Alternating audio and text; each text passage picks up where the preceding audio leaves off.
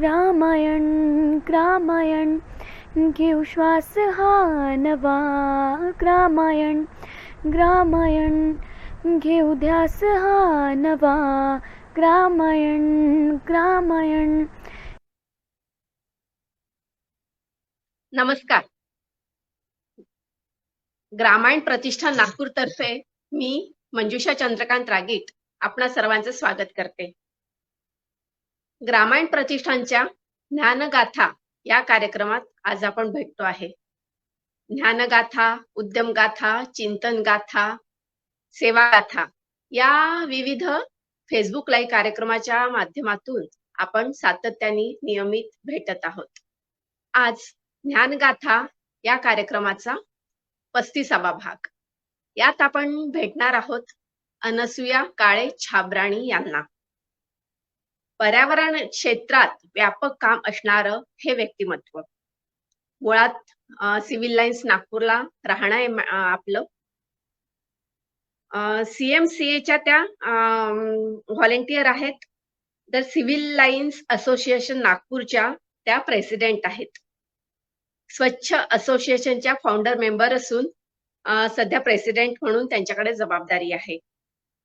पॅरालिगल volunteer with district च्या माध्यमातून specially महिलांच्या प्रश्नांना सोडवण्याचा त्यांचा प्रयत्न असतो. पर्यावरण प्रेरणा विदर्भच्या त्या मेंबर पण आहेत. पर्यावरणाशी कार्यरत या आणि अशा अनेक संस्थांशी त्या संलग्न आहेत. प्रशासकीय अधिकारी म्हणजे आणि सामान्य नागरिक या सर्वांशी जुळवत आणि सर्वांचा समन्वय साधत काम करण्याची त्यांची हातोटी आहे. सर्वांसोबतच राहून आणि पर्यावरणाचे विविध विषय त्या हाताळतात. त्यांचं स्वप्न आहे की नागपूरला clean city, smart city, green city आणि गार्बेज फ्री सिटी बनवायचं. त्यांच्या या स्वप्नात आपण पण सहभागी होऊया आणि त्यांचं काम कसं चालतं हे सविस्तर जाणून घेऊया.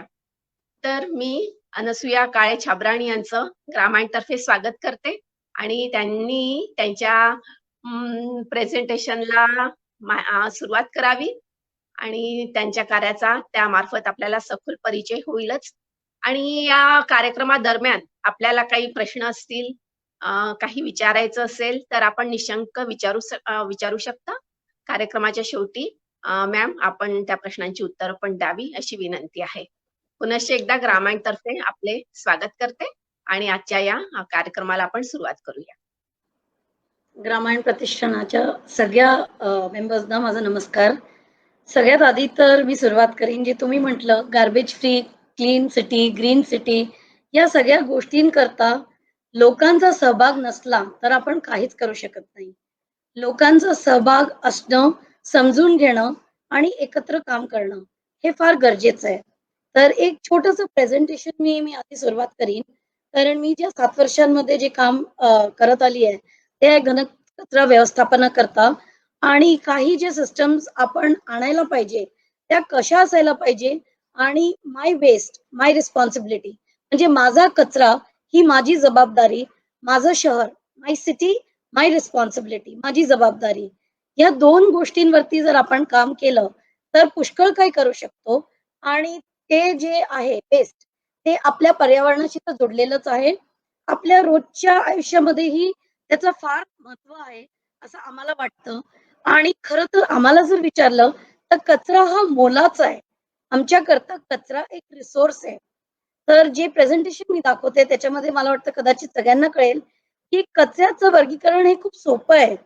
काही आपल्याला करायची जास्त गरज नाहीये. बस सवयी लावायला लागतात काही आणि त्या सवयी कशा लागू शकतात. तर मी प्रेझेंटेशननी सुरुवात करते.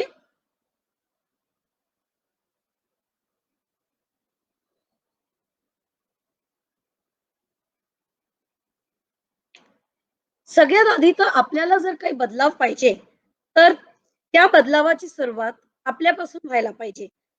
वेस्ट मॅनेजमेंटचा जो आपला विषय हा रियूज, रिड्यूस, रिसायकल या 3 R's वरती असतो. त्याच्यामध्ये 2 R's हल्ली जोडलेले आहेत.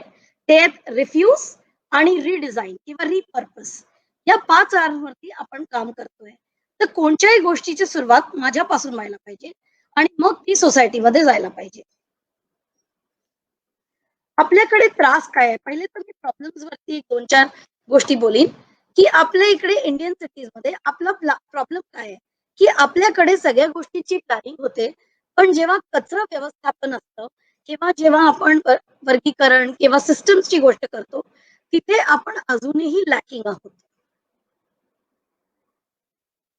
जर आज आपण बघितलं आपल्या शहरातल्या डंप साईट, आटेवाडीमध्ये जी डंप साईट आहे, तिची चित्र आहेत मी काढलेलेच. जरी आपण सेग्रीगेशन किंवा वेगळं-वेगळं करून जरी देतो आहे, तर ज्या गाड्या नेतात ते कदाचित तिथे जाऊन कारण इतक्या जास्ती प्रमाणात कचरा असतो. 1300-1400 मेट्रिक टनच्या वर. तर ते या प्रमाणामध्ये सगळं एकत्र जाऊन तिथे मिक्स होतं. 1-2 तिथे सिस्टम्स चांगल्या आहेत आपल्याकडे, पण अजूनही सिस्टम्सना लागू करण्याकरता खूप काही करणं गरजेचं आहे. तिथे तुम्हाला दिसत असेल या चित्रामध्ये गायी आहेत, कुत्रे आहेत. हे सगळे तिथे त्या डंप साईटमध्ये असतात आणि शिवाय त्याच्याबरोबर आहेत कचरा वेचक. ते पण तिथे काम करतात आणि पूर्ण जितक्या टाइप्सचं आपलं वेस्ट आहे ते सगळं या डंप साईटमध्ये आज एक मिक्स्ड वेस्टच्या प्रमाणामध्ये जात आहे. त्याची समस्या काय आहे? Land, water and air pollution. खूप जागी आपण बघतो कचरीला आग लावलं पेटवून देतात. कधी-कधी तर कर्मचारी करतात किंवा तिथे डंप साईट वरतीच आग लागते. खूप जास्ती हीट निर्माण होते म्हणून. पाण्यामध्ये त्याचं प्रदूषण आणि जमिनीवर सॉइल त्याचं आपलं जे आहे पूर्ण खराब होतं त्याने. So land, water and air pollution हे सगळ्यात जास्ती या कचऱ्याने होतं.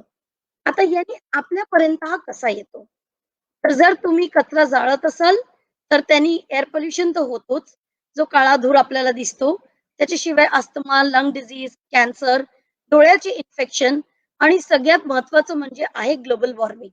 आपल्याला दिसतंच आहे आपलं टेम्परेचर दिवसेंदिवस वाढत चाललं. कारण आपल्या जीवनशैलीमध्ये आपण खरं तर सगळ्या गोष्टींचा वापर इतका जास्ती आणि इतका लवकर करतो, की त्या गोष्टीला फेकताना किंवा काढताना विचार नाही करत. त्याच्यामुळे आपल्याकडे ग्लोबल वॉर्मिंग आणि क्लायमेट चेंज हे दिसत आलंय. त्याच्यानंतर डिसीज आहे मलेरिया, डेंग्यू, कॉलरा, टायफॉइड या सगळ्या गोष्टी या अनहायजिनिक कंडिशन्सनी होतात. म्हणजे आपल्या डंप साईट वरतीच नाही, तर छोट्या-छोट्या गल्ल्यांमध्ये जे आपल्या डंप साईट्स बनल्या आहेत, तिथे जर तुम्ही पाहिला तर खूप प्रमाणामध्ये तिथे कचरा जो फेकलेला असतो, तिथे मच्छर येतात, खिमरं येतात, ज्यांनी हे सगळे आजार आपल्याला होतात. लँडफिलमध्ये किंवा डंप साईटमध्ये जर आपण विचार केला, आपल्या नागपूरला लँडफिल नाहीये, डंप साईट आहे, ओपन डंप साईट आहे. त्याचं सगळ्यात महत्त्वाची गोष्ट आहे land, water and air pollution आपल्याकडे हे प्रदूषण फार मोठ्या प्रमाणात होतंय. दुसरं आहे, की जेवण जेव्हा सडतं, किंवा जेव्हा एका जागी पडलेलं असतं आणि ते सडत जातं, तेव्हा एक गॅस निर्माण होतो, तो आहे मिथेन गॅस. तो पण एक खूप मोठं कारण आहे ग्लोबल वॉर्मिंगचं. सो मी तुम्हाला एक छोटंसं उदाहरण पहिले डंप साईटचं दिलं. आता वेस्ट काय आहे? कोणतीही वस्तू जी आपला ज्याचा उपयोग झालेला आहे किंवा जी आपल्याला फेकायची असते किंवा जी आपल्याला ज्याची आता बिलकुल गरज नाही, त्याचं काम झालंय, त्या गोष्टीला आपण म्हणतो वेस्ट आणि ते आपण सगळे फेकतो. आपण जेव्हा वेस्ट फेकतो, त्याच्याकरता सगळ्यात आधी रिस्पॉन्सिबल कोण आहे? सगळ्यात आधी तुम्ही म्हटलं मी, माय वेस्ट, माय रिस्पॉन्सिबिलिटी कारण मी तो कचरा निर्माण करतेय. पण त्याच्याशिवाय अथॉरिटीज कोण आहेत? तर commissioner, district magistrate, district collector, deputy commissioner, central pollution control board आपल्याला सगळंच माहिती आहे सेंट्रल आहे. अर्बन लोकल बॉडी म्हणजे जी सिव्हिक बॉडी आहे, म्हणजे महानगरपालिका, state pollution control board MPCB तेही आपल्या नागपुरामध्ये आहे. Secretary in charge urban development department in the state. खूपदा लोक आम्हाला विचारतात की मॅडम फक्त ऍडमिनिस्ट्रेशन किंवा फक्त महानगरपालिका रिस्पॉन्सिबल आहे का? नाही, हे इतक्या अथॉरिटीज आहेत ज्या रिस्पॉन्सिबल आहे या वेस्ट मॅनेजमेंट सिस्टम्स करता. आपण यांना कोणालाही लिहू पण शकतो आणि विचारूही शकतो की काय सिस्टम आहे आणि काय व्हायला पाहिजे. आजचं जर आपण नागपूरचा विचार केला तर करंट स्टॅटिस्टिक्स काय आहे? एक ॲव्हरेज छोट्या जागेमध्ये मी आपल्या नागपूरला एक अर्बन विलेज म्हणते, कारण अजून आपली ग्रोथ तेवढी होत नाहीये जितकी असायला पाहिजे. 1.54% नी आपलं पॉप्युलेशन ग्रोथ पण आजच्या तारखेला आहे दरवर्षी. ऍव्हरेज आपल्याकडे 100 ग्राम पर पर्सन टू मीडियम टाउन जर पकडलं तर 300 ते 400 ग्राम. मोठ्या शहरांमध्ये जर तुम्ही गेलं तर 500 ग्राम पर पर्सन एक ऍव्हरेज आम्ही पकडतो. जी ग्रोईंग ट्रेंड जर आपण बघितलं तर ज्या हिशोबाने आपली जीवनशैली बदलत चालली त्या हिशोबाने वेस्ट जनरेशन पण आपलं बदलत चाललंय.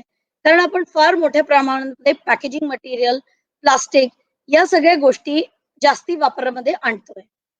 त्याच्यामधले 50 ते 60% अजूनही ऑर्गॅनिक वेस्ट आहे आपल्याकडे.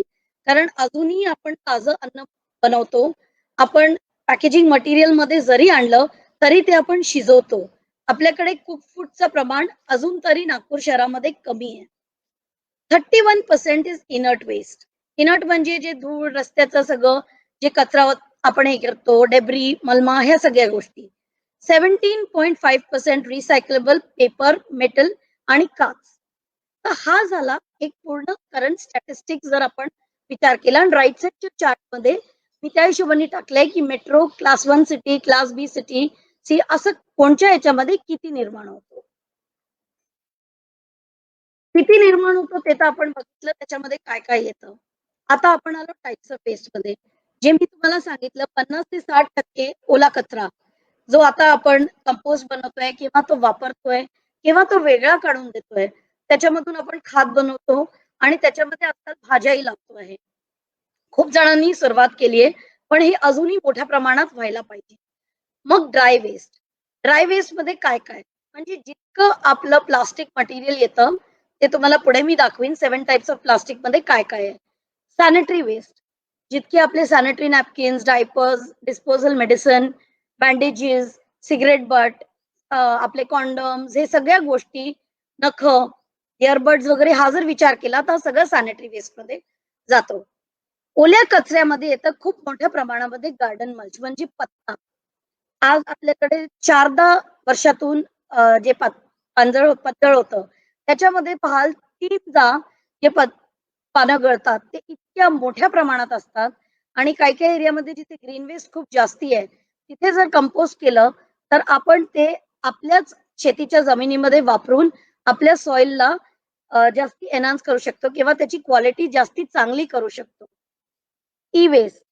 मोठ्या प्रमाणामध्ये आपल्या पुन्हा जीवनशैलीमध्ये आपण मोबाईलचा वापर, चार्जर्स, इलेक्ट्रॉनिक इक्विपमेंट्स जसं तुमचे हे झाले, कम्प्युटर्स झाले, बॅटरीज झाले, खूप काही आहेत. तर ह्या गोष्टींमध्ये जो वापर वाढलाय, ई वेस्टचा पण एक खूप मोठ्या प्रमाणामध्ये प्रॉब्लेम निर्माण होतोय आणि ज्याचं सोल्युशन सुरुवात तर झालीये पण ते पण मोठ्या प्रमाणामध्ये घेणं गरजेचं आहे. मग आलं आपलं डेब्री म्हणजे मलमा. तुम्ही बघत असाल सगळीकडे कन्स्ट्रक्शन सुरू आहे पण रस्त्यावर मलमा पडलेला आहे. आजही जर तुम्ही विचार केला तर आपल्याकडे सिमेंट, मलमा किंवा डेब्री वेस्टचा एकही युनिट अजून उभारला गेला नाहीये.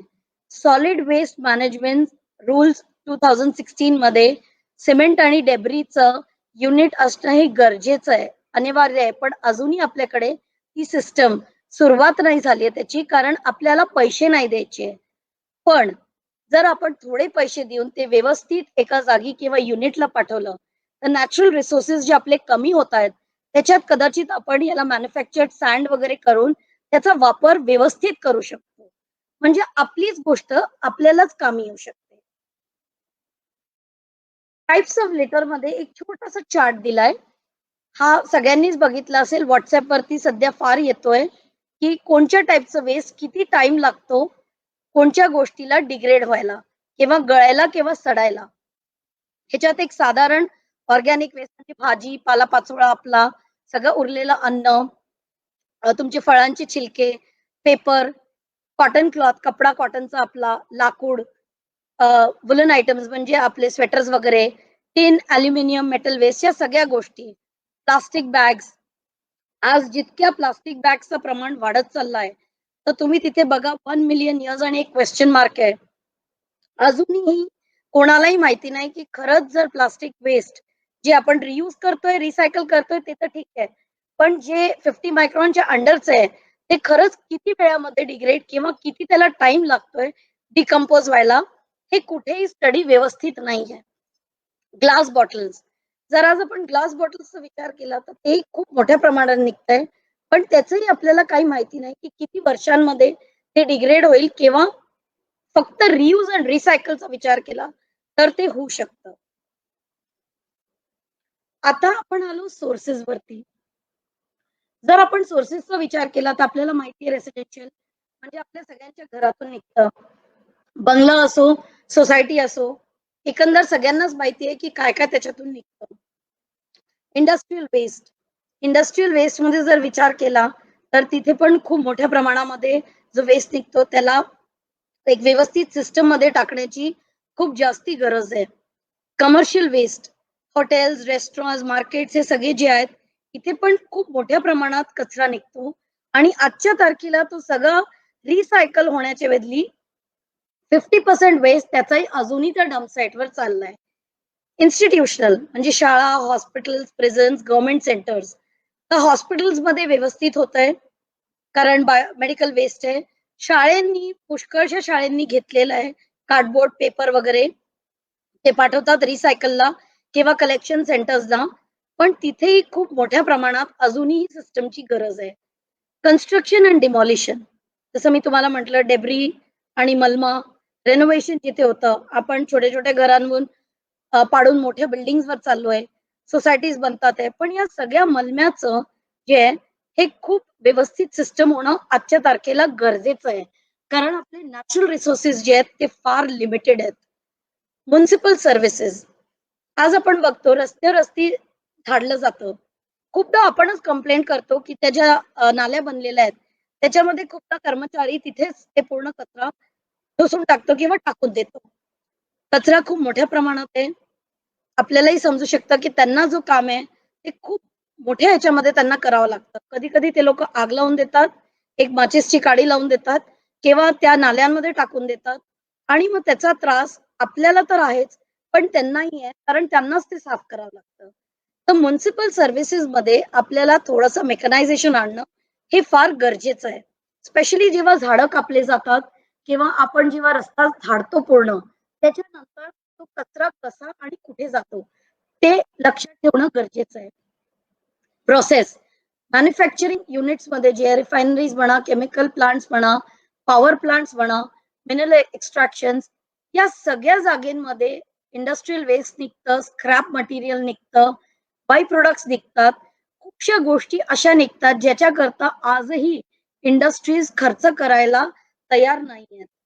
पण त्या सगळ्या गोष्टीचा परिणाम आपल्यावरती, त्यांच्यावरती आणि मेन म्हणजे आपल्या जमिनीवरती आपलं जे प्रदूषण आहे ते दिवसेंदिवस वाढत चाललंय याच्यामुळे.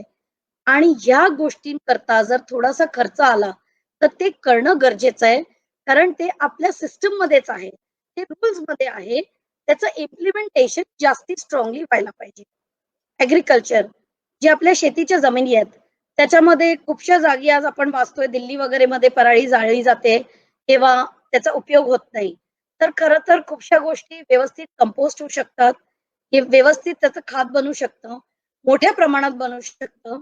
पण जर विचार केला तर डेअरी प्रॉडक्ट्स आहेत, फीड लॉट्स आहेत, आपले फूड वेस्ट तिथे पण जे निर्माण होतं, या सगळ्या गोष्टींना जर आपण नीट व्यवस्थित हे केलं, तर खरं तर केमिकल पेस्टिसाइड्स किंवा आपल्याला फर्टिलायझर्सची गरज नाही पडणार. कारण हा ॲग्रीकल्चरल वेस्ट आपल्याच कामी खूप चांगल्या प्रमाणे येऊ शकतं. तर काय करणं गरजेचं आहे? सगळ्यात आधी आहे वेस्ट सेग्रीगेशन गाईडलाईन्स. आपण प्रॉब्लेम्स डिस्कस केले. आता आपण येऊ याच्या सोल्युशनवरती किंवा काय असायला पाहिजे. आता खूपशी लोकं म्हणतील, की वेस्ट सेग्रीगेशन गाईडलाईन्स आहे. आम्ही तर व्यवस्थित वर्गीकरण करतोय, वेगळं-वेगळं देतो. पण तो गाडीवाला आहे तो घेऊन जातो आणि तो सगळं एका ह्याच्यातच करतो. ऑर्गॅनिक वेस्ट जे आपलं ग्रीन वेस्ट आहे किंवा ओला कचरा. जसं मी म्हटलं खूप जण त्याचं कंपोस्ट बनवतात आहे. खूप हे प्रमाणामध्ये भाज्या लावल्या जातात आहे. नॅचरल फार्मिंग सुरू झालंय. अजून मोठ्या प्रमाणात जर आपल्याला घ्यायचं असेल, खरं तर गार्डन्समध्ये जर कंपोस्टिंग सुरू केलं किंवा डिसेंट्रलाइज सिस्टम जर आपण घेतली आणि त्या डिसेंट्रलाइज सिस्टममध्ये नगरपालिकेने जर जागा दिली आणि सिटिझन्स वेलफेअर असोसिएशन म्हणा किंवा एन-जी-ओज म्हणा, जर आपण आणि सगळे एकत्र येऊन त्या जागेवरती जर हा ओला कचरा डिसेंट्रलाइज सिस्टममध्ये वेगळ्या-वेगळ्या जागी येऊन जर कंपोस्टिंग व्हायला लागली तर कदाचित याचा फायदा भरपूर होईल आणि आपण जे डम्प साइट्स किंवा छोट्या छोट्या गल्ल्यांमध्ये हा ओला कचरा बघतोय हे तिकडे येणं बंद होईल आहे. कारण एक ठराविक जागा आपल्याला मिळू शकते त्याच्याकरता आणि तिथे येऊ शकतं. याच्याकरता नगरपालिकेचं इन्व्हॉल्वमेंट खूप गरजेचं आहे. मग आपण आलो ड्राय वेस्टवर. आपण सगळे रद्दी विकतोच आणि ती रद्दी प्लास्टिक छोटं मोठं जे काय आहे किंवा टीन लोहा लोखंडे विकतो कारण आपल्याला मोल मिळतो त्याचा. तर जसं मी तुम्हाला म्हटलं कचरा हा मोलाचा आहे. पण किती मोल कशाचा आहे? आज लोकांना हेही नाही माहिती की याच्यामध्ये आम्ही ई-वेस्ट टाकलंय. ई-वेस्ट करता पण तुम्हाला मोल मिळतो. तुमचे काचेचं जे सगळं आहे वेस्ट त्याच्याकरताही तुम्हाला मोल मिळतं. रद्दी तर आपण देतोच आहे. पुष्कळचं प्लास्टिक जसं आपला टूथब्रश आहे, झाडू जो येतो प्लास्टिकचा, या सगळ्या गोष्टी तुमची खाली झालेली टूथपेस्ट ही सगळी पण आज रिसायकलेबल आहे. ही सगळी तुमच्या या थैलीमध्ये जायला पाहिजे, न की डम्प साइटमध्ये किंवा कचऱ्या किंवा नाल्यांमध्ये. हे तुमचं झालं 70-20% वेस्ट. जितकं तुमच्या एका बाल्टीमध्ये रोजचं आपण काढतो किंवा निर्माण करतो त्याच्यामध्ये 80% वेस्ट तुमचं हे आलं. उरलं काय? तुमचं सॅनिटरी वेस्ट, तुमचे नॅपकिन्स आहेत, जसं मी म्हटलं बँडेजेस आहेत, नखं आहेत, डायपर्स आहेत, मेडिसिन्स आहेत, झाडू केलेला कचरा आहे. झाडू केलेला ह्याच्याकरता की त्याच्यामध्ये कधी खूप घाण येते, तर ते आम्ही कंपोस्टिंगमध्ये नाही सांगतो टाकायला, ते रिजेक्ट वेस्टमध्ये. तुमचे शार्प्स आहेत, ब्लेड आहे, सिरिंज आहे, कोणाला डायबिटीज आहे, एक्सपायर्ड मेडिसिन आहे तुमचं. या सगळ्या गोष्टी पेंटचे डब्बे आहेत, सिमेंट पावडर आहे, विटा आहेत, तुमचे तुटलेले फ्लॉवर पॉट्स वगैरे आहेत किंवा तुटकी काच आहे. फक्त एवढं जर तुम्ही विचार केला तर हे रिजेक्ट वेस्ट मध्ये जातं आणि हे तुमचं फक्त येतं 15 ते 20% त्या कचऱ्यामध्ये जे तुम्ही आरामात जर एक हफ्ताही ठेवला आपल्या घरामध्ये एका लाल डब्यामध्ये त्याच्यानंतर जर दिला तरी काही त्रास नाही. आपण या सगळ्या गोष्टी जसं मी तुम्हाला म्हटलं कंपोस्ट करू शकतो. याच्यामध्ये तुमचा खड्डाही येतो, तुमचे पांढरे टिश्यू पेपर येतात, सगळं उरलेलं अन्न, जेवण. लोकं म्हणतात उरलेलं अन्न खूप काही टाकू नाही शकत. बरोबर आहे. खूप जास्ती वरण, भात वगैरे खूप जास्ती टाकलं, तर ते फर्मेंट होतं, त्याला वास मारायला लागतो, माश्या येतात, मच्छर येतात. पण काही प्रमाणामध्ये तुम्ही नक्कीच टाकू शकता आणि त्याला कसं टाकायचं, तर कंपोस्टिंगचा एक पूर्ण वेगळाच विषय आहे. पण याच्यामध्ये थोडं बहुत आम्ही टाकलेलं आहे. कंपोस्टिंग कसं करायचं? घरगुती लेव्हलवरती किंवा सोसायटी लेव्हलवरती किंवा पानांकरता मोठा डब्बा दिसतोय मध्ये. तर तुम्ही 500 ग्राम, 1 टन, 2 टन, 5 टन असे मोठे डब्बे बनवू शकता किंवा पिट्स पण बनवू शकता कंपोस्टिंग करता. हा सिंटेक्सचा टँक जो दिसतोय हा फूड वेस्ट करताय. जे आपलं उरलेलं जेवण किंवा खूप जास्ती प्रमाणात कॅन्टीन्स वगैरे मध्ये जिथे ओला कचरा निघतो, तर त्याच्यामध्ये हे आपण कंपोस्टिंग या स्टाईलनी सांगतो, जी क्लोज्ड कंपोस्टिंग आहे. आता मी तुम्हाला जे कचऱ्याचं टाईप सांगितलं त्याच्यानंतर सगळ्यात मोठी जी आपली आजची समस्या आहे ते आहे प्लास्टिक. प्लास्टिक म्हणजे काय? वेगवेगळ्या टाईपचं प्लास्टिक असतं. 7 टाईपचं प्लास्टिक आज आपण बोलूया, जे मॅन्युफॅक्चरिंग मध्ये अधिकतर आपण वापरतोय. आणि ते प्लास्टिक काय?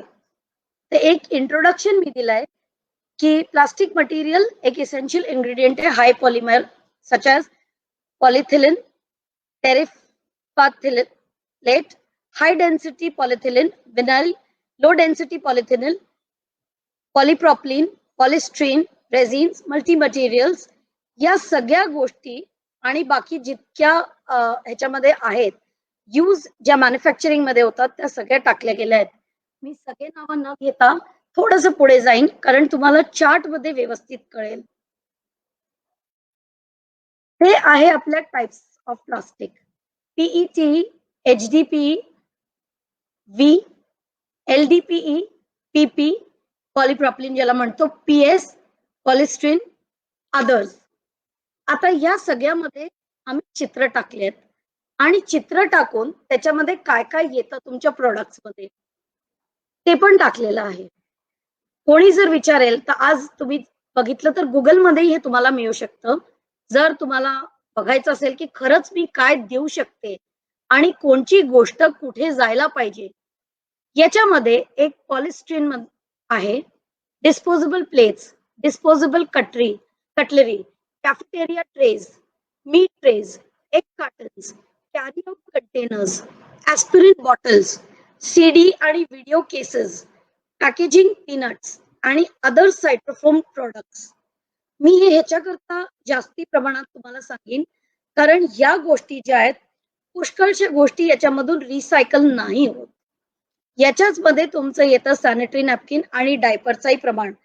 तर त्याच्यामध्ये जो प्लास्टिक वापरला जातो या दोन गोष्टींमध्ये आहे. आणि या टाइप्स ऑफ प्लास्टिक मध्ये जर तुम्ही बघितलं तर 2, 4 आणि 5 हे इझिली रिसायकलेबल आहे. 2, 4 आणि 5 टाइपचा जो प्लास्टिक आहे तो इझिली रिसायकलेबल आहे.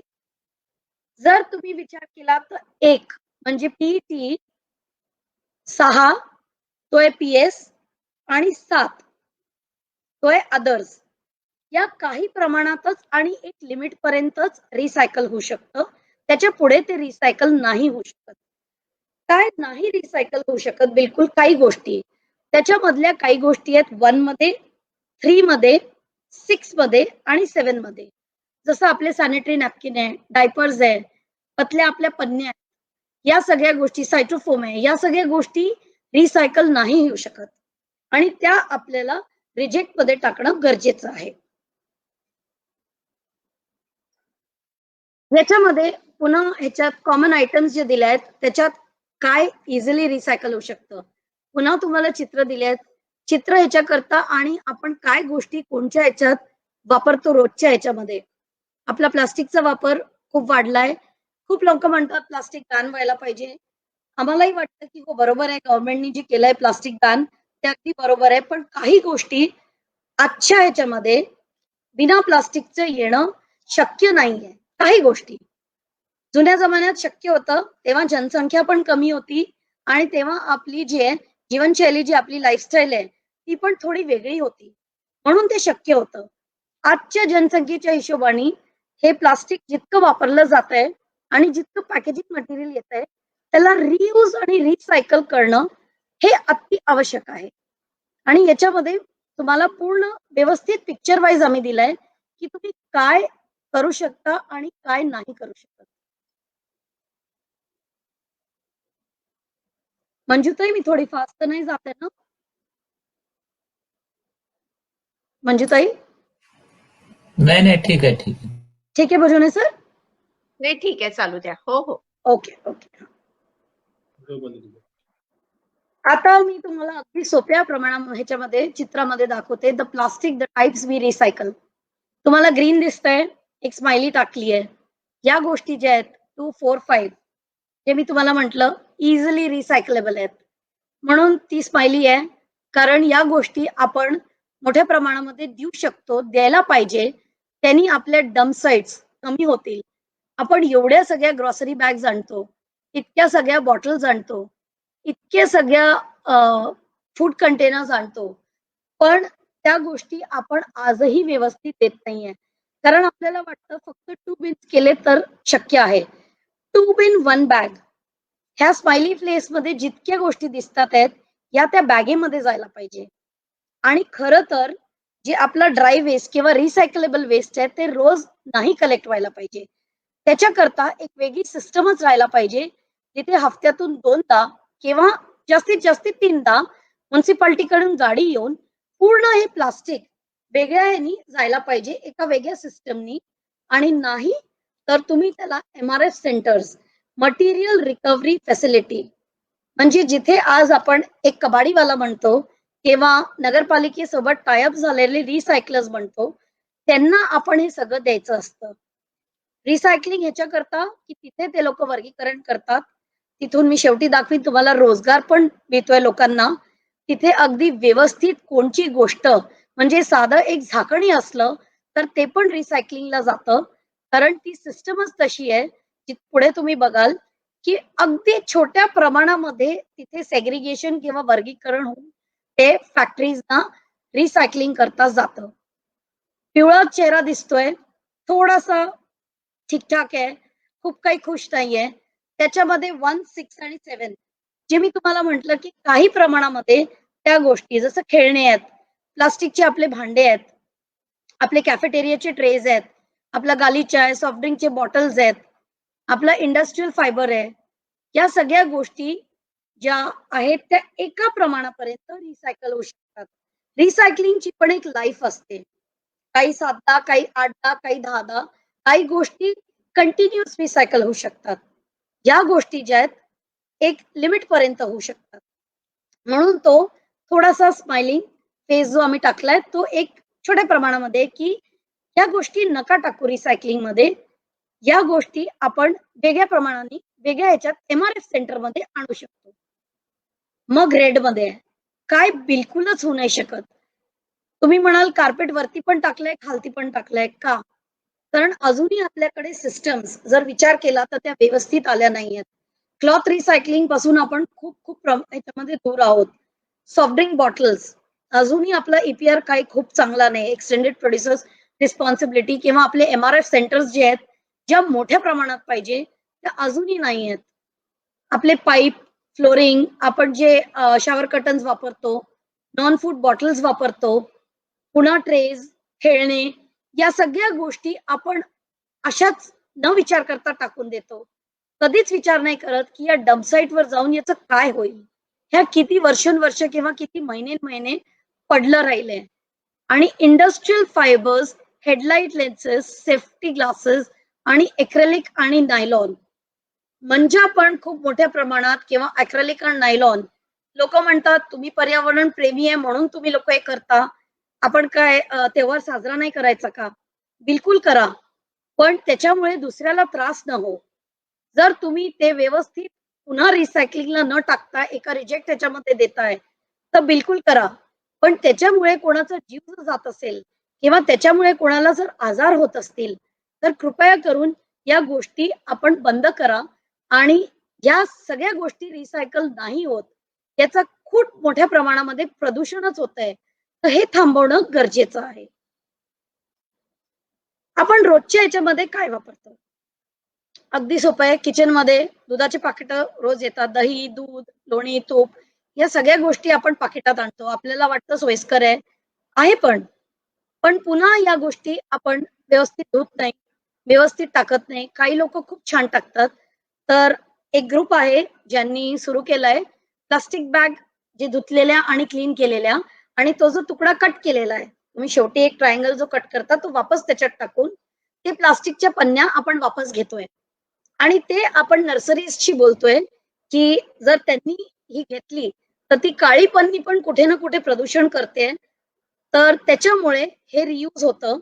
आणि विजय लिमये सर आणि खूपशे लोक आहेत, ग्रुप आहे मोठासा ज्यांनी सुरुवात केली आहे. आजच मला कळलं की 5,000 बॅग्स आपण जमा केल्या आहेत जे नर्सरीला द्यायच्या आहेत. पण ते 5,000 पण अगदीच 1% काय 0.1% पण नसेल कदाचित. मग आपले चीजचे डब्बे, तेलाचे डब्बे, पिपे, आपले टिन्स या सगळ्या गोष्टी ज्या आहेत आपल्याकडे रोजच्या येतात. फिनाईल बॉटल्स सगळेच येतात. मी पण घेते, तुम्ही पण घेता. पण यांना पुन्हा व्यवस्थित रिसायकलिंगला पाठवायचं आहे. किंवा आजकाल खूप लोक सुंदर सुंदर गोष्टी रियूज करून करतात आहे त्याच्यामध्ये ब्युटिफिकेशन करतात आहे. खूप छान गोष्ट आहे आणि करायला पण पाहिजे. आणि जे करतात त्यांनी हा मेसेज बाकी लोकांपर्यंतही द्यायला पाहिजे. आपली आली पन्नी. जितकी पन्नी 50 मायक्रॉन असो किंवा त्याच्याहून कमी असो कृपया करून ती रिसायकलिंग स्टोअर्स किंवा MRF सेंटर्स वरती द्या. त्याला इथे तिथे फेकू नका. एक थैली छोटीशी घेऊन आपण खूप काही घेऊन चालतो आपल्या थैलीमध्ये किंवा आपल्या पर्समध्ये किंवा आपल्या गाड्यांमध्ये. पण एक डस्टबिन बॅग किंवा दिवसभराचा आपण जर फिरतोय तो थोडासा कचरा आपल्याला ठेवायला खूप त्रास होतो त्याचा. आपण रोडवरती टाकतो, आपण म्हणतो आपण टॅक्स भरतोय. पण खरंच हो टॅक्स भरून आपल्याला खूप काही मिळतंय.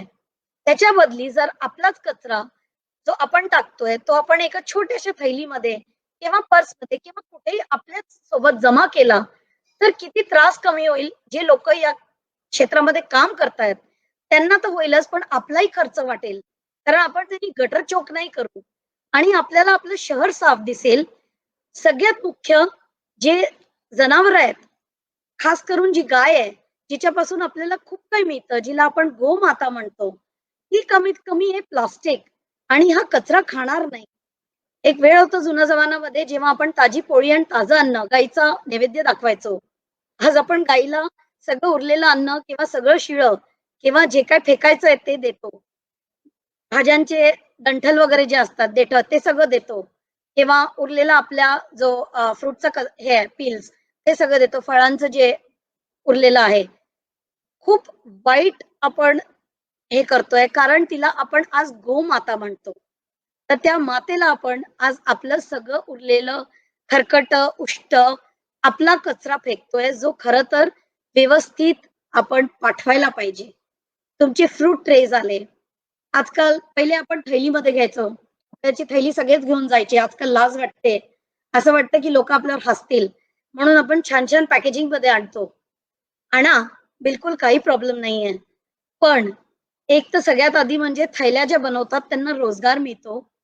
आपली जुनी साडी कपडा असो, त्याच्या थैल्या आपल्याच कामी येतात. किंवा जो वेस्ट फॅब्रिक निघतो, त्या थैल्या पण धुवून पुसून वापरलं तर अगदी व्यवस्थित आपण वापरू शकतो.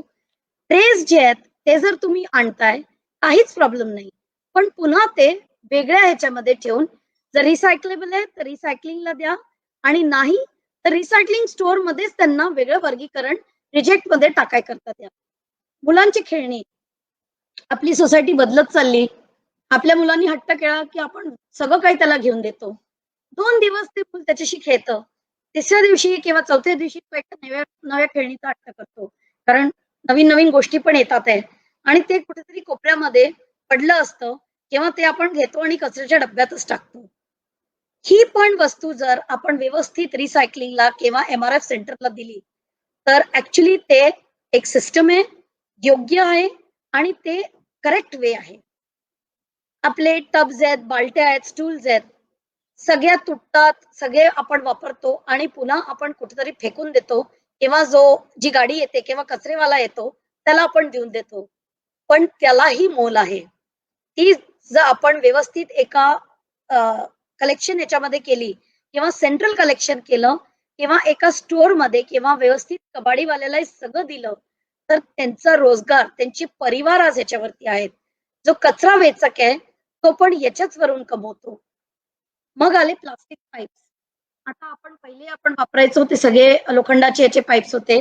आता महागाई वाढली आणि प्लस सिस्टम्सही बदलले म्हणून आपण प्लास्टिक पाईपवरती आलो. सगळीकडे कन्स्ट्रक्शनमध्ये हे पाईप्स वापरले जातात. कृपया करून जे काही उरलेलं आहे, हे सगळं प्लास्टिक रिसायकलेबल आहे. हे सगळं तुम्ही रिसायकलिंग युनिट किंवा व्यवस्थित एका सिस्टममध्ये द्या. जिथे थोडा खर्च तेव्हा तुम्हाला कदाचित वाटेल, पण जर आपण लंब्या ह्याच्यामध्ये विचार केला, तर हे रिसायकल सगळं होऊ शकतं आणि फॅक्टरीज ह्याला रियूज करतात. तर या सगळ्या आपल्या रोजच्या ह्याच्यामधून खरं तर सिस्टम काय व्हायला पाहिजे? Recovery and recycling of municipal solid waste. हे सगळे चित्र खरं तर इंग्लिशमध्येच आहे. अ, मराठीमध्ये मला थोडं अवघड गेलं, म्हणून मी इंग्लिशमध्येच अजूनही टाकते. बोलते मराठीत आहे. Recovery and recycling of municipal solid waste. तर रिकव्हरी काय आहे? आपल्याकडे सेंटर्स आहेत.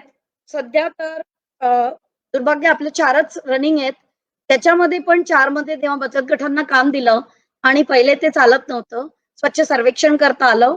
पण आता जेव्हा ते थोडं बहुत चालायला लागलं, तर सगळ्यांचे डोळे उघडले आहेत आणि सगळ्यांना ते मटेरियल रिकव्हरी फॅसिलिटीज करायची आहेत. पण या मटेरियल रिकव्हरी फॅसिलिटीला कसं चालवायचं? तिथे कसं असायला पाहिजे? तर मी तुम्हाला डिसेंट्रलाइज्ड सिस्टम जे सारखं सांगते. डिसेंट्रलाइज ह्याच्याकरता, की आज जर मी सिव्हिल लाईन्समध्ये राहते. माझं सगळ्यात जवळचं सेंटर आहे धरमपेठचं. मी धरमपेठमध्ये आपलं सगळं जे हे रिसायकलेबल आहे, हे काय मी प्लास्टिक किंवा जे विकायचं असलं ते सगळं काढलं. रद्दी, पेपर, खड्डा या सगळ्या गोष्टी त्या सेंटरमध्ये नेईन किंवा मी त्या सेंटरच्या बचत गटच्या बाईला फोन करते. ती माझ्याकडे गाडी पाठवते. माझा दिवस ठरवते. या दिवशी तुमच्याकडे येईल. मी फोटो पाठवते तिला, की इतकं माझ्याकडे मटेरियल आहे. हे सगळं जातं त्या सेंटरमध्ये. तिथे जे काय आहे ते वर्गीकरण होतं त्याचं.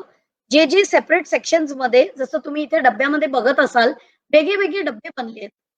तिथेच गाडी लागते आणि तिथेच जे फॅक्टरीज आहेत किंवा मोठे होलसेलर्स आहेत, ते तिथे गाड्या लावून ते पूर्ण वेस्ट उचलून घेतात.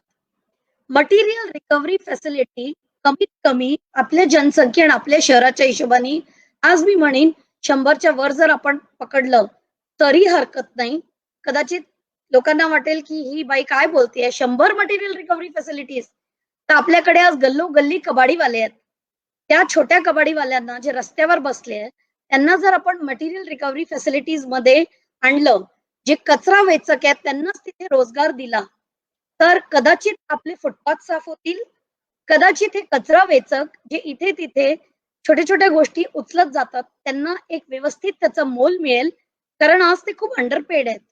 ते जितकं चालतात आणि त्या एका बोऱ्यामध्ये जितकं जमा करतात तेवढंच त्यांना मिळतं, पण त्याचंही त्यांना चांगला मोल तो कधीच मिळत नाही.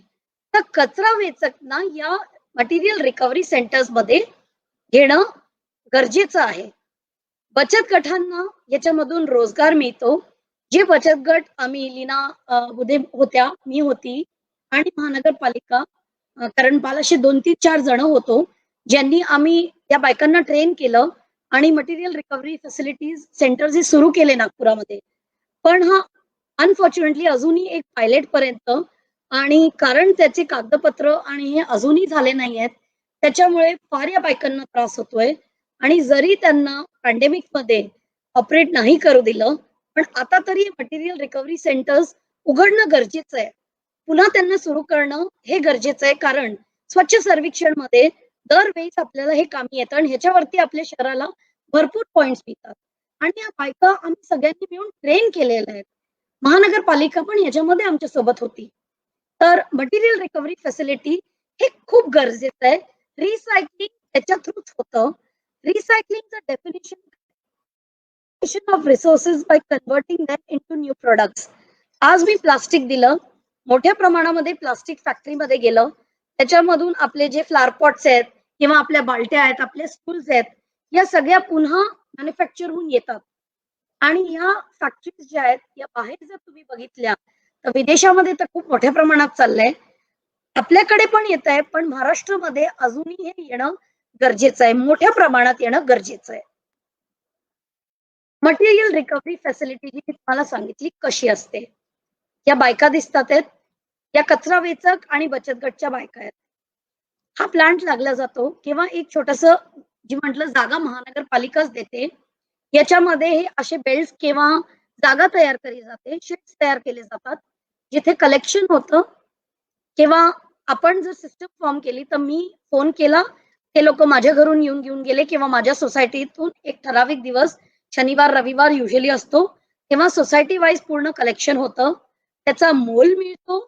तुम्हाला सांगितलं जातं काय रिसायकल होईल काय नाही होईल, इलेक्ट्रॉनिक वेस्ट पण कुठे जाईल, सुरिटेक्स मध्ये कसं जाईल, ज्याच्याशी आपला MOU आहे, महानगरपालिकेचाही आहे, MPCBचाही आहे, ते कसं व्यवस्थित ते लोक रिसायकल करतील ते सांगितलं जातं. प्रोसेसिंग कसं होतं त्याचं MRF मध्ये, या सगळ्या याला वेगळं वेगळं केलं जातं. हे सगळे मटेरियल्स जे वापरू शकतात यांना एक एक सेग्रिगेशन ह्याच्यामध्ये करून बोऱ्यांमध्ये भरलं जातं, ते गाड्यांमध्ये लोड केलं जातं किंवा ट्रक्स मध्ये टाकलं जातं आणि ते डायरेक्ट फॅक्टरीज मध्ये जातं. फॅक्टरीज मध्ये गेल्यानंतर याच्यामधून या जुन्या आपल्या कचऱ्यातून किंवा ज्याला आपण कचरा म्हणतो या रिसोर्स मधून नवीन वस्तू तयार केली जाते. आणि ही नवीन वस्तू तयार केल्यावर आपण हे रिसायकल्ड ज्या गोष्टी आहेत, खूपशा गोष्टी आजही आपण विकत घेतोय पण आपल्याला माहिती नसतं. तो जो एक ग्रीन बनला असतो ना, रियूज रिसायकल रिड्यूस, हा जो ट्रायंगल आहे ग्रीनचा, या खूपशा प्लास्टिकवर तुम्हाला दिसेल. तर हे खरं तर रिसायकलिंगचा लूप जो आहे तो पूर्ण करतो आणि कलेक्शन पासून आपल्या बाईंग रिसायकल पर्यंत हे व्यवस्थित हा लूप कंप्लीट होतो. याच्यामध्ये कचरा वेचकला रोजगार मिळतो, बायकांना रोजगार मिळतो, आपला कचरा प्रदूषण न करता आपण व्यवस्थित एका सिस्टम मध्ये देतोय. शिवाय ह्या फॅक्टरीजना जो जातो त्या फॅक्टरीज मध्ये ह्याचं काहीतरी पुन्हा बनतं, ज्याने की त्यांनाही त्याचा कॉस्ट रिड्यूस होतो, कारण आज नवीन घेणं हे खूप महाग पडतं आणि त्याचा कॉस्ट आपणच बेअर करतोय. म्हणून हे पूर्ण लूप जो आहे रिसायकलिंगचा, हे मटेरियल रिकव्हरी फॅसिलिटीच्या थ्रू करणं गरजेचं आहे. आता MRF झालं, मटेरियल रिकव्हरी. ह्याच्यानंतर एक नवीन रूल आपल्याकडे आलाय, तो आहे एक्सटेंडेड प्रोड्युसर्स रिस्पॉन्सिबिलिटी. तर EPR काय आहे? एक्सटेंडेड प्रोड्युसर्स रिस्पॉन्सिबिलिटी, जे प्रोड्युसर्स आहेत, जेव्हा जो प्लास्टिक बनवतात, जे ब्रँड ओनर्स आहेत किंवा जे मागवतात प्लास्टिक, त्यांना रिस्पॉन्सिबिलिटी दिली गेली आहे, की आज जसं मी एक हल्दीरामचं एक्झाम्पल घेईन, जे प्लास्टिक मध्ये तो पॅकेजिंग करतो, त्या प्लास्टिकला त्याला देणं गरजेचं आहे.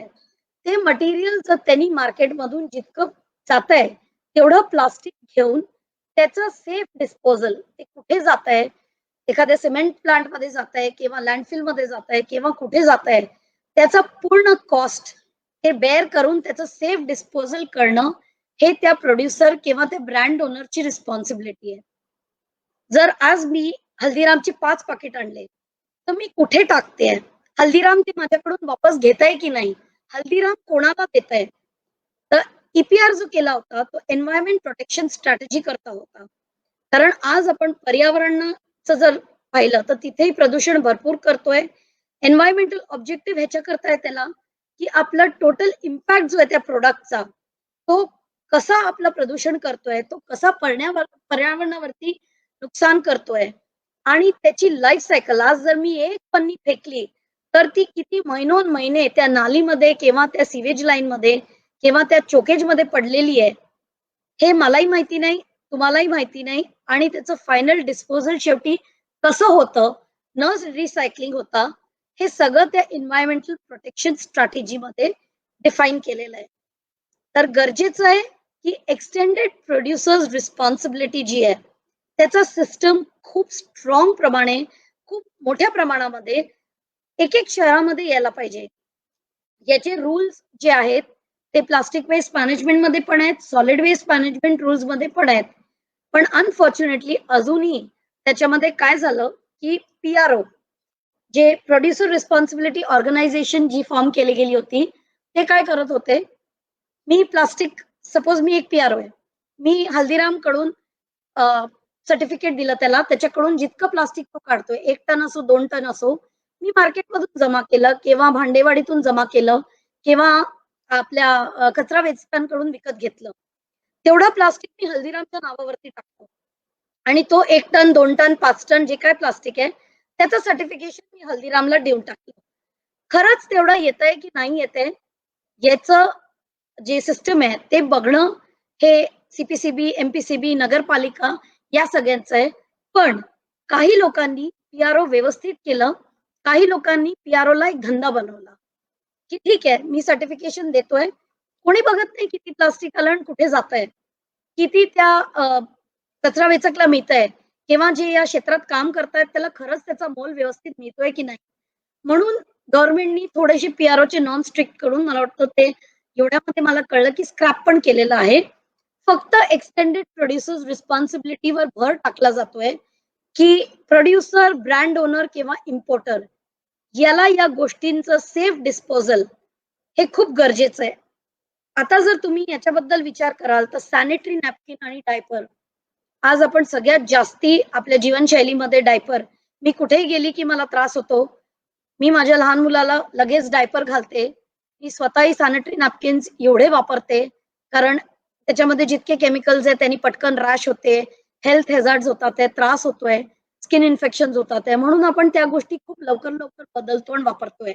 पण ते किती मोठ्या प्रमाणामध्ये, जी मी सारखं म्हणते, जनसंख्या, वाढत्या जनसंख्येमध्ये सॅनिटरी नॅपकिन आणि डायपरचा जो वापर इतक्या मोठ्या प्रमाणात होत आहे, तर हा एक्सटेंडेड प्रोड्युसर्स रिस्पॉन्सिबिलिटी मध्ये ही सिस्टम फॉर्म करणं, सेफ डिस्पोजल करता खूप गरजेचं आहे. एखादा सॅनिटरी नॅपकिन किंवा डायपर पाऊच देतो, त्या पाऊच मध्ये लोक ते धुतात, करतात आणि ते धुसायचा प्रयत्न करतात, ते काही होत नाही आणि मग तो आपण इथेच कुठेतरी फेकून देतो किंवा असंच कचऱ्यामध्ये टाकतो. कालचीच गोष्ट आहे, एका पोरीनी वापरलेला आपल्या छोट्या भावाचा डायपर माझ्या समोर जाऊन ओल्या कचऱ्यात टाकला एअरपोर्ट वरती, आणि मी बघत राहिली. कारण ओला कचरा अजूनही इतकं अवेअरनेस आल्यानंतर जर कळत नाही की ओला कचरा काय आणि डायपर ओल्या कचऱ्यात जातोय, तर एक्सटेंडेड प्रोड्युसर्स रिस्पॉन्सिबिलिटी मध्ये कंपनीजना या गोष्टी करणं खूप गरजेचं आहे. त्यांना वाटतं खूप खर्च आहे आणि खूप कष्टदायक आहे म्हणून ते लोक करत नाही. पण हे अनिवार्य करणं आपल्याकरता, प्रदूषणाकरता, पर्यावरणाकरता आणि ही सिस्टम येणं खूप गरजेचं आहे. तर EPR मध्ये सिस्टम कशी असायला पाहिजे? प्रोड्युसर जो हे बनवतो प्लास्टिक किंवा जे काही प्लास्टिक आयटम्स, त्याच्यानंतर येतं ब्रँड ओनर किंवा इम्पोर्टरकडे, मग येतं डिस्ट्रीब्युटरकडे किंवा जो स्टॉकिस्ट असतो ज्याच्याकडे हे पूर्ण प्लास्टिक येतं, त्याच्यानंतर त्या डिस्ट्रीब्युटर किंवा ह्याच्यात मोठ्या ह्याच्यातून येतं रिटेलरकडे. जे छोटे छोटे दुकान आहेत त्या रिटेलर कडून येतं आपल्या घरी हाऊसहोल्ड मध्ये. मग त्या हाऊसहोल्ड मध्ये त्याचं कसं होतं? तर होतं कलेक्शन. कलेक्शन यात अर्बन लोकल बॉडी ज्या गाड्या येतात किंवा कचरा वेचक जो सगळीकडून घेतो किंवा आपण MRF सेंटर्स मध्ये देतो किंवा नागरिकांच्या थ्रू कुठे ना कुठे आपण देतो, जसं आम्ही प्लास्टिकच्या दुधाच्या पन्न्या जमा करतोय NGOs वगैरे. आणि मग NGOs आणि इनिशिएटिव्ह मध्ये येतात जागोजागीचे NGOs जे या मोठ्या प्रमाणामध्ये याच्याकरता अवेअरनेस किंवा प्लास्टिक कलेक्शन किंवा प्लास्टिक ड्राईव्ह हे करतात आहेत. खूपशे ग्रुप्स आहेत जे काम करतात. मी एक विनंती करेन, आपण सगळे खूप मोठ्या प्रमाणात काम करतोय, पण नागपूर शहर काय कोणतंच शहर जर आपण वेगळं वेगळं करत राहिलो ना आणि मी आणि माझ्या NGO मध्ये किंवा माझ्या ऑर्गनायझेशन मध्ये जर राहिलो तर कधीच होऊ शकणार नाही. टुगेदर वी कॅन हा जो कॉन्सेप्ट आहे, जेव्हा सगळे एकत्र येऊ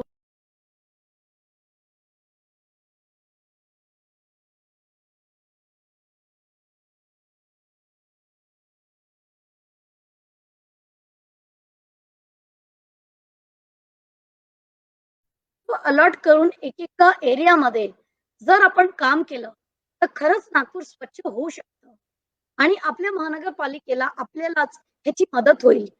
पण हे होत नाहीये कारण सगळ्यांना आपला बॅनर पाहिजे. मी तर म्हणते 50 NGOs आहेत, 50 NGOs ना मिळून एक बॅनर करून घ्या. जो जिथे जाईल तो या सगळ्या 50 NGOs चा बॅनर घेऊन जाईल, तो बॅनर लावेल. मग ते कुठेही लावा तुम्ही, पण जो मेसेज जायला पाहिजे की एकत्र आपण हे सिस्टम किंवा हा कलेक्टरचा जो सिस्टम आहे हा शहरात आणू शकतो. मग त्याच्यानंतर येते वेस्ट बँक. कबाडीवाला ही खूप मोठी वेस्ट बँक आहे. मटेरियल रिकव्हरी फॅसिलिटी खूप मोठी वेस्ट बँक तयार करू शकतो. किराणा स्टोर्स, आज जर किराण्याच्या दुकानांनी एक फक्त डब्बा लावला की जितकं प्लास्टिक तुम्ही घेऊन चालले, एक डब्यामध्ये तुम्ही रिसायकलेबल टाका, एका डब्यामध्ये रिजेक्ट टाका आणि तिथून आपण NGO ला टायअप करू शकतो किंवा वेस्ट कलेक्टर्सला टायअप करू शकतो, बचत गटांना टाय करू शकतो आणि मग ते जातं कलेक्शन सेंटरमध्ये. हेही जरी आपण केलं तरी खूप मोठ्या प्रमाणात आपण प्लास्टिकचा जो सिस्टम आहे ते फॉर्म करू शकतो. शेवटी येतं कलेक्शन सेंटर, MRF सेंटर्स. मी बचत गट सारखं सारखं म्हणते कारण गव्हर्नमेंटनी बचत गटाकरता खरं तरी सेंट्रल गव्हर्नमेंटनी स्कीम आणली होती. बचत गटाच्या अंडर हे कचरा वेचक असायला पाहिजे कारण कचरा वेचकची जरी आपण संघटना केली तर त्यांच्यामध्ये आपसात काही सवयी, काही मेंटल प्रॉब्लेम्स, काही गोष्टी अशा असतात की त्यांना काउन्सिलिंग आणि त्यांना वारंवार आपला साथ आणि आपल्या सोबत एक सिस्टम हे खूप गरजेचं आहे. त्यांना सारखं सारखं समजवावं लागतं. पण ते बचत गटाच्या अंडर असतील तर दोघांनाही त्याचा फायदा होईल. कचरा वेचक त्यांच्यापर्यंत आणेल, ते कलेक्शन सेंटर्स रन करू शकतात कचरा वेचकाच्या सोबत. सॉर्टर्स आणि बेलर्स, बेलिंग मशीन्स मी अजून तरी नागपुरामध्ये कुठेच 1-2 जागी सोडलं तर कुठेच पाहिले नाहीयेत.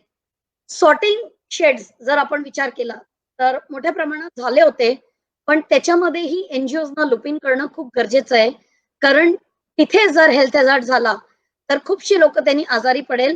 जे गॅसेस निर्माण होतील ते आपल्याच पर्यावरणाला, आपल्याच तब्येतीला त्याचं नुकसान होईल. रिसायकलर्स, वेस्ट टू एनर्जी दिलंय, पण वेस्ट टू एनर्जी मध्ये इतकं काही सेग्रिगेशन लागतं, इतकं मायन्यूट सेग्रिगेशन आणि जितकी एनर्जी खरंच त्याच्यामधून निघेल त्या आपल्या देशामध्ये तरी त्याच्यावरती अजूनही थोडासा क्वेश्चन मार्क आहे. विदेशामध्ये त्यांची लाईफस्टाईल वेगळी आहे, त्यांची जीवनशैली वेगळी आहे म्हणून होत आहे. वेस्ट टू फ्यूल, प्लास्टिक मधून आता फ्यूल बनत आहे, ते पण खूप लोक करतात आहेत. पुण्यामध्ये, मुंबईमध्ये भरपूर होत आहे. नागपूरमध्येही फडतरे आणि नितीन जोशी वगैरे करत होते, मी ऐकलं होतं, पण अजून तरी ते युनिट आलं नाहीये.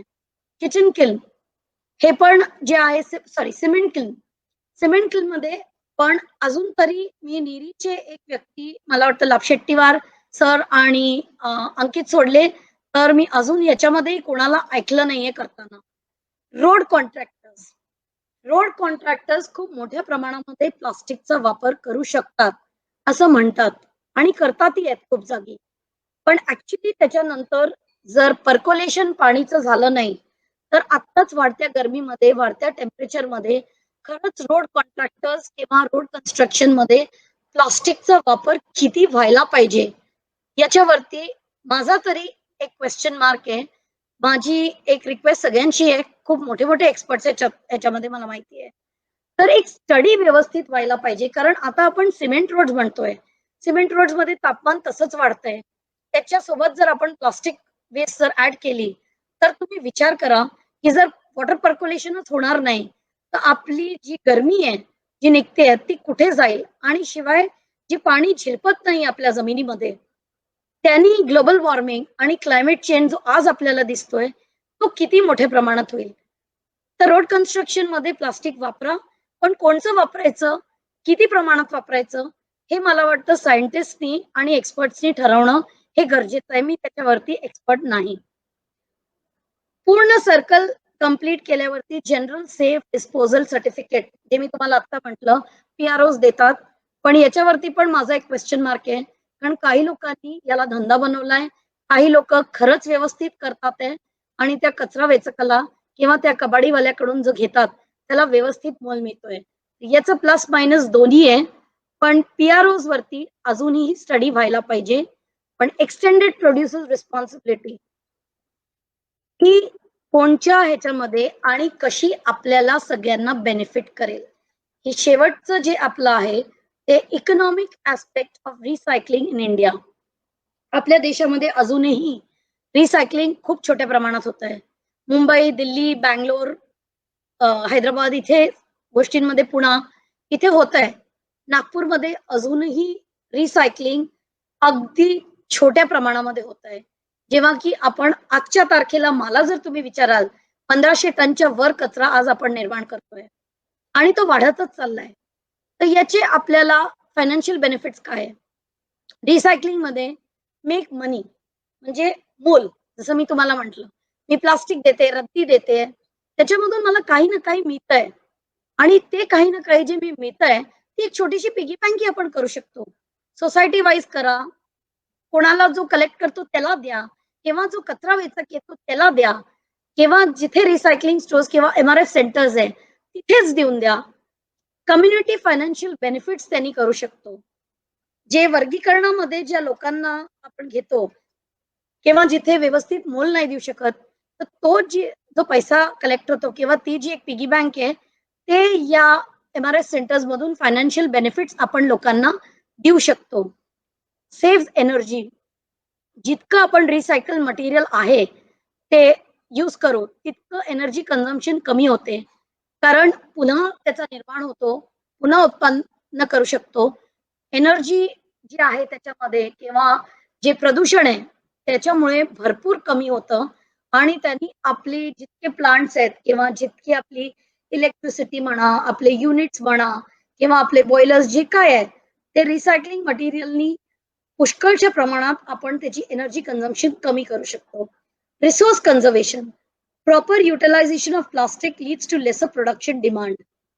नवीन बनवत जाऊ, खूप मोठ्या प्रमाणात बनवत जाऊ पण रिसोर्स कन्झर्वेशन किंवा रियुटिलायझेशन जर करत गेलो तर प्लास्टिक रिसायकलिंग ही खूप मोठी इंडस्ट्री बनवू शकते आणि लेसर प्रोडक्शन डिमांड पण येऊ शकतो. आपल्याला असं वाटतं सप्लाय आणि डिमांड मध्ये जो फरक आहे तो समजत नाही. भरपूर डिमांड आहे म्हणून आपण भरपूर सप्लाय करतो पण त्या सप्लायला आपण रियुजेबल मध्ये किंवा रिसायकलेबल गोष्टींपासूनही बनवू शकतो. तर डिमांड ऑटोमॅटिकली जी आहे ती थांबून एक आपल्याला स्टॅग्नंट ह्याच्यामध्ये येऊन जातं की किती डिमांड आहे आणि किती सप्लाय आहे. सगळ्यात महत्वाची गोष्ट आहे बिल्ड कम्युनिटी. जसं मी म्हटलं एकत्र येऊन सगळे कामं करतात, एक दुसऱ्याशी संपर्क वाढतो, एक दुसऱ्यासोबत आपण आयडियाज शेअर करतो, एक दुसऱ्याला सपोर्ट करतो, मदत करतो. मी म्हटलं खूप चांगले लोक खूप चांगलं काम करतात आहेत पण एकत्र येणं खूप गरजेचं आहे. तेव्हाच आपण कम्युनिटी बिल्डिंग ज्याला म्हणतो, की शहर एकत्र आलं, इतके लोक एकत्र येऊन आपण चेंज आणला, सिस्टम लेवल चेंज किंवा सिस्टम ज्याला आपण म्हणतो. आज मी एकटी जाईन महानगरपालिकेमध्ये तर कदाचित माझं ऐकणार नाही. मी 10 एनजीओज घेऊन जाईन किंवा 10 लोक घेऊन जाईन तर कदाचित तो प्रभाव जास्ती पडेल. सपोर्ट इच अदर, एकमेकाला सपोर्ट करा. कोणी म्हणेल मला माझं प्रेझेंटेशन चांगलं आहे, घे आणि दाखव, मी अगदी तयार आहे. मला काहीही इगो नाही, काहीही मानपान नाही, कारण मला सिस्टम लेवल चेंज आणायचं आहे. And I want to be the change I wish to see in my city. शेवटचं येईल जॉब क्रिएशन. याच्यामध्ये जे मध्यमवर्गीय लोक आहेत, जे अगदी लिमिटेड जे शिकलेले आहेत, जे कचरा वेचक आहेत, जे बचत गटच्या बायका आहेत, पुरुष आहेत, या सगळ्यांना एक चांगला रोजगार मिळू शकतो. कारण आज कचरा मोलाचा आहे. कचऱ्यामधून एक खूप मोठा बिझनेस उभारून आपण त्याचा फायदा घेऊ शकतो. त्याला आपण ग्रीन जॉब्स म्हणतो आणि ते आपल्या इकॉनॉमी करता खूप गरजेचं आहे. ते इक्वली आपल्याला कामी येईल. एक चांगलं प्रदूषण मुक्त वातावरण, एक चांगलं प्रदूषण मुक्त धरती ज्याला आपण म्हणतो, मदर अर्थ. कारण आपल्याकडे एकच पृथ्वी आहे, त्या एकाच पृथ्वीला आपल्याला घेऊन चालायचंय.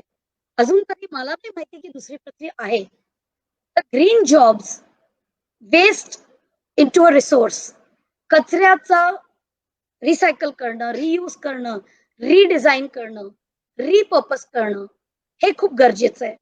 One man's waste is another man's resource and only then आपण झिरो वेस्ट सिटीज बनवू शकू.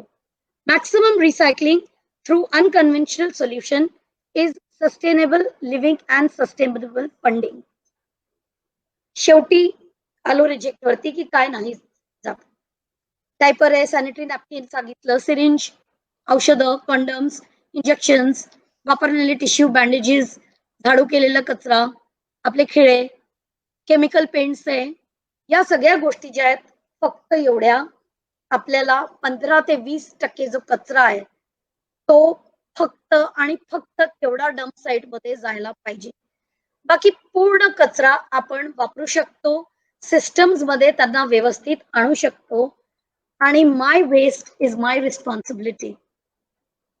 तर हे जर आपण सगळं केलं तर आज जितके आपले सिस्टम्स आहेत, ईपीआरचा, पीआरओचा आहे, जितके महानगरपालिकाचे सिस्टम्स आहेत, जितके डिसेंट्रलाइज सिस्टम्स आहेत, एक जागा मागायची, रोजगार म्हणून आपण ह्याच्याकरता सुरू करायचा. फक्त एवढंच लक्षात ठेवा की याच्यामध्ये एनजीओनी न कमवता तो पूर्ण पैसा या कचरा वेचकांपर्यंत किंवा या बचत गटांच्या बायकांपर्यंत जायला पाहिजे. आज यांच्याकडे जर आपण गाड्या पण दिल्या वेस्ट कलेक्शन करता तर तोही खर्च त्यांचा वाचतो. तो जो किराया ते लोक देतात किंवा जे पैसे गाड्यांकरता देतात ते पण वाचू शकतात. रस्ते खाली होतात, नाले, नद्या, आपले तलाव सगळे साफ होतात आणि कचरा हा मोलाचा आहे. त्या मोलाचं महत्व समजून आपल्याला कचऱ्याचं वर्गीकरण करून एका सिस्टम मध्ये आणणं खूप गरजेचं आहे.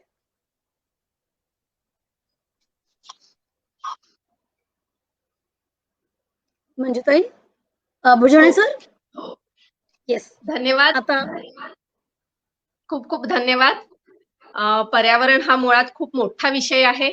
त्यातील घनकचऱ्याचं व्यवस्थापन आणि निर्मिती अगदी ए टू झेड आपण खूप छान सोप्या पद्धतीने समजून सांगितलं आणि पीपीटीच्या माध्यमातून ते असल्यामुळे अगदी सहज समजलं देखील. या विषयात हो, आपली जी तळमळ आहे ती अगदी शब्दातून लक्षात येत होती आणि खूप महत्वाचा माझी विषय आहे. तळमळ इतक्या वर्षांपासून जी चालली आहे, मला खरंच वाटतं की नागपूर हे smart city, garbage free city म्हणजे ताई खूप चांगल्याने होऊ शकतो. व्हायला आणि पाहिजे. हा खूप मोठा विषय आहे. मी एक छोट्या प्रेझेंटेशन मध्ये प्रयत्न केलाय. बरोबर आहे. आणि म्हणजे वारंवार घेण्यासारखा, वारंवार त्याचं म्हणजे उजळणी व्हायला हवी, तेव्हा कुठे तो डोक्यात लोकांच्या फिट बसेल. आणि हाच आपला प्रयत्न आहे. तुमच्या या कार्याला पण ग्रामायणतर्फे खूप खूप शुभेच्छा. ग्रामायण आणि आपण तसे नेहमी सोबत असतोच. अगदी. अजून थोडा मला आपल्याला वाटतं करता मला वेळ जास्ती झाला, पण काही प्रश्न जर असतील नाही, ठीक आहे. आपण वेळ सुरू पण चॅट आपला बॉक्स 8-10 मध्ये मिनिटं घेतला तर चालेल. चालेल, खूप छान. ग्रामीणतर्फे आपल्याला खूप खूप धन्यवाद आणि आपल्या कार्याला नाही, मी खूप खूप शुभेच्छा. ग्रामायणचा आभार मानते की मला योग्य समजलं आणि मला आमंत्रण दिलं. मी ग्रामायण सोबत नेहमीच आहे आणि राहील. नक्कीच नक्कीच. आणि आपले धन्यवाद आणि आपण परत एकत्रित काही करता येईल तर नक्कीच करू. खूप खूप धन्यवाद. अगदी. धन्यवाद.